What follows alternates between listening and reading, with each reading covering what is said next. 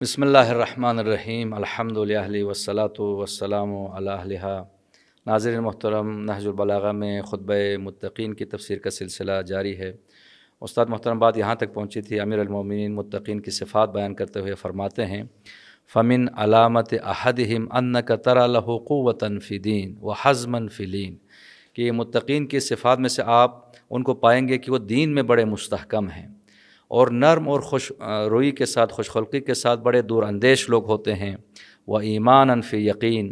اور ان کا جو ایمان ہے بہت زیادہ یقین ہوتا ہے، ایمان میں بہت زیادہ ان کا یقین بہت بالا ہوتا ہے۔ وہ حرصاً فی علم و علماً فی حلم، اور علم حاصل کرنے میں بڑے حریص ہوتے ہیں اور علم کے ساتھ ان کے پاس حلم ہوتا ہے۔ جی بسم اللہ الرحمن الرحیم۔ در حقیقت بنیادی طور پہ جو یہ تقویٰ کا ایک بحث جو امیر المومنین نے یہاں بیان فرمائی ہے، اس کو اگر صحیح طور پہ سمجھا جائے تو پہلے مرحلہ ہے خود انسان کے پاس ایمان ہونا چاہیے، یعنی ایک یقین ہے۔ وہ یقین اصل میں بنیادی کلیدی نقطہ ہے جس کی مدد سے انسان اگلے مرحلے میں جب اس کو کانسیپٹ سمجھ میں آ جاتا ہے کہ مجھے آگے کی طرف سفر کرنا ہے، اللہ تعالیٰ کی رضا حاصل کرنی ہے، اور اللہ تعالیٰ کی رضا کا خزانہ اللہ کی فرما برداری میں ہے، اور فرما برداری کے لیے خلوص نیت شرط ہے، تو وہ اس چیز کے لیے کوشش کرتا ہے، اس چیز کے لیے نفس کی خواہشات کی مخالفت کی مشق کرتا ہے اور اللہ تعالیٰ کی بندگی، تاکہ لعلکم تتقون اپنے اندر صلاحیت تقویٰ پیدا کرے۔ جب صلاحیت تقویٰ انسان کے اندر آ جاتی ہے، نفس کی خواہشات کا غلبہ انسان سے، قلب انسان سے برطرف ہو جاتا ہے، تو پھر اس کے اندر جو جب نور ولایت الہیہ جو ہے وہ اس کے قلب پہ جلوگر ہوتا ہے، تو اس کے نتیجے میں وہاں سے مختلف قسم کے رد عمل ظاہر ہوتے ہیں، جو کہ یعنی یہاں پر ان کا ذکر کیا گیا ہے کہ وہ ایک یعنی یقین کا ایک پہاڑ کی شکل ان کے پاس ہوتی ہے۔ علم سے مراد ہے کہ یہ علوم یعنی العلم علمان، علم سے مراد ہے کہ اول العلم معرفت الجبار، اس کے حریص ہیں اللہ تعالیٰ کی معرفت کے لیے، جیسے حضرت ابراہیم علیہ السلام کا بھی ذکر کیا گیا، رب ارنی کیف تحیی الموت، تو اللہ تعالیٰ نے پوچھا اولم تؤمن، کیا تو ایمان نہیں لایا؟ انہوں نے کہا بلا ولکن لیطمئن قلبی۔ یہ جو سفر ہے یطمئن قلبی کا، یہ ہر انسان کے ساتھ ہے اور مسلسل آگے کے، تو وہ اس علم کے حریف ہوتے ہیں، اللہ تعالیٰ کی معرفت حاصل کریں اور اللہ کی اس یعنی یقین کی بدولت اللہ کی فرمانبرداری کے راستے میں آگے بڑھیں۔ یہ ان کی زندگی کا ان کا کانسیپٹ ہوتا ہے۔ اور جب ان کے پاس علم کہاں سے آتا ہے؟ علم کا لازمہ علم، یعنی اللہ کی معرفت جتنی انسان کے پاس زیادہ ہوگی اتنا اس کو معلوم ہوگا کہ میں کچھ نہیں ہوں، اس کے اندر ایک عاجزی ایک پیدا ہوگی، انکساری پیدا ہوگی، اور یہ ایک لازمہ ہے، آپس میں لازمہ ملزوم ہے۔ علم کا لازمہ علم ہے، اور جہالت کا لازمہ کیا چیز ہے؟ تکبر انسان کے اندر، کہ انسان اس کے پاس اس کا ظواہرات کے اوپر اس کے پاس ذہانت ہے، لیکن وہ اس پر غور نہیں کرتا کہ ذہانت کس نے دی ہے، تو وہی ذہانت اس کے اندر تکبر پیدا کرنا شروع کر دیتی ہے، وہی علم انسان کے اندر تکبر پیدا کرنا شروع کر دیتا ہے۔ یہ ایک باقاعدہ ایک سفر ہے جس کا کہ یعنی میری جو شناخت ہے یہ ایک لامحدود سفر ہے، چونکہ کل رب زدنی علما کی آیہ کریمہ بتا رہی ہے کہ خود رسول اسلام سلام اللہ علیہ جو اس کے مخاطب اولین ہیں، ان سے بھی تقاضا کیا گیا کہ آپ اللہ کی بارگاہ میں دعا کیا کریں، پروردگارہ میرے علم میں اضافہ فرما۔ تو ابھی یعنی علم صرف ان ظواہرات تک محدود نہیں جو ظاہر کر دیے گئے ہیں، بلکہ ابھی جو پردہ غیب میں ہے وہ علم بہت زیادہ ہے بمقابلہ اس کے جو ظاہر کیا گیا ہے۔ تو اس واسطے یعنی وہ چیز جو ہے انسان کے اندر جب اسے پتہ ہوتا ہے کہ میں عملی طور پہ کچھ نہیں ہوں، تو اس کے اندر ایک عاجزی اور انکساری پیدا ہوتی ہے۔ فرماتے ہیں وہ قصداً فی غنا و خشوعاً فی عبادہ، ان کی صفات میں سے یہ ہے کہ جب وہ خوشحال ہوتے ہیں مالی حوالے سے تب بھی وہ میانہ روی اختیار کرتے ہیں، فضول خرچی نہیں کرتے، اور عبادت میں خضوع خشوع اختیار کرتے ہیں۔ وہ تجملاً فی فاقہ، اور اگر وہ فقر و فاقہ میں بھی ہو تب بھی وہ اس کو ظاہر نہیں کرتے۔ تو یہ جو صفات ہیں یہ بھی اسی طریقے سے یہ اسی بنیادی طور پہ وہی چیز ہے، یعنی میانہ روی جو ہے، یعنی خیر یعنی فرمایا کہ سب سے بہترین عمل وہ ہے جس کے اندر انسان میانہ روی اختیار کرتا ہے۔ خیر الامور اوسطها، میانہ روی بہترین راستہ ہے۔ اسی طرح سے جیسے انسان کی قوت غضبی ہے، اگر اس کو انسان افراد کی طرف لے کے جائے گا تو انسانی کردار میں ظلم وجود، حد اعتدال سے تجاوز کرے گا، لوگوں کی آزادی کے حدود کو پامال کرنا شروع کرے، اور اگر وہ تفرید کی طرف جائے گا تو اس کے نتیجے میں انسان کے اندر بزدلی پیدا ہوگی۔ اگر حد اعتدال میں رہے گا، قوت غضبیہ کو حد اعتدال، تو یہاں سے شجاعت وجود میں آتی ہے۔ اسی طرح سے یعنی قوت شہویہ، اگر انسان جو ہے وہ یعنی حد اعتدال سے تجاوز کرے گا تو اس کے نتیجے میں مالی تجاوز کچھ اور نتائج لائے گا، یعنی سیکس کے نام میں کچھ اور نتیجہ ہے۔ اور اگر انسان جو اس چیز کو یعنی دوسری طرف لے جائے گا تو انسان کے اندر بے غیرتی پیدا ہونی شروع ہو جاتی ہے اس چیز کی۔ عفت جو ہے وہ حد اعتدال میں رہنے کے نتیجے میں آتی ہے۔ تو یہ الہی نظام کے اندر مختلف جو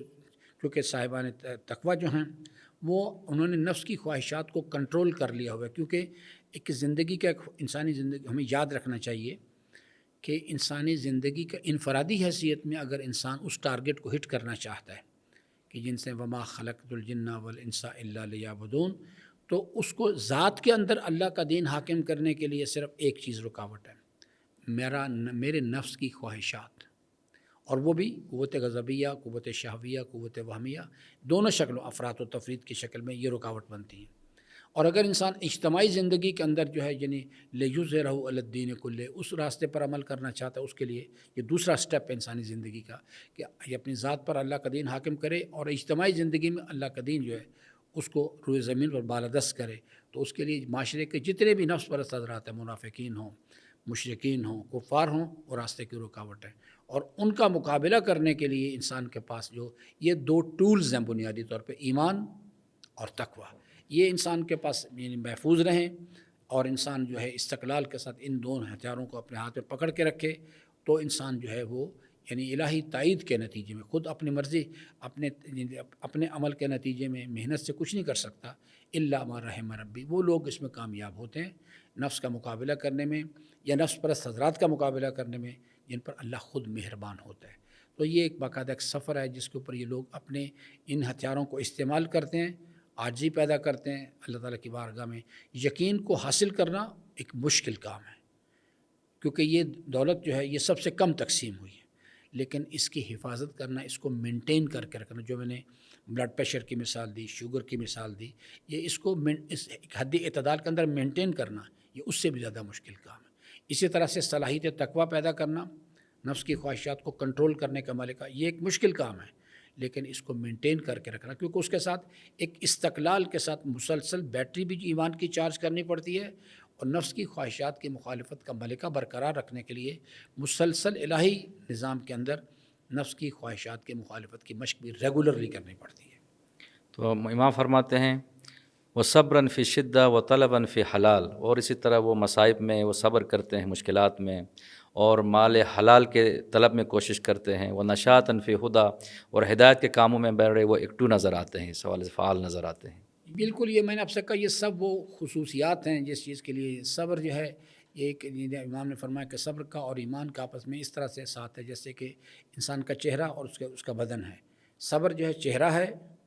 اور ایمان جو ہے وہ بدن کی مانند ہے۔ ایمان ظاہری طور پہ دکھائی نہیں دیتا، لیکن اس کے نتیجے میں جب انسان کے اندر مشکلات کا مقابلہ کرنے کے لیے، جو محرمات سے بچنے کے لیے اور واجبات کی ادائیگی کے لیے جو اس کو تلخیاں برداشت کرنی پڑتی ہیں، اس پر جو صبر کرتا ہے یہ ظاہری طور پہ دکھائی دیتا ہے اس کے، تو وہ لوگ صبر کرنے والے لوگ ہوتے ہیں۔ نیکی ان کے اندر ایک نشاط پیدا کرتی ہے، ان کے اندر ایک سرور پیدا کرتی ہے اس چیز کے لیے۔ یہ ایک بنیادی طور پہ یعنی زندگی کے اندر مختلف معاملات کے اندر ان کے جو بیہیویئرز امیر المومنین نے ان کو بیان فرمایا۔ یہ کچھ اس کا ذکر جو ہے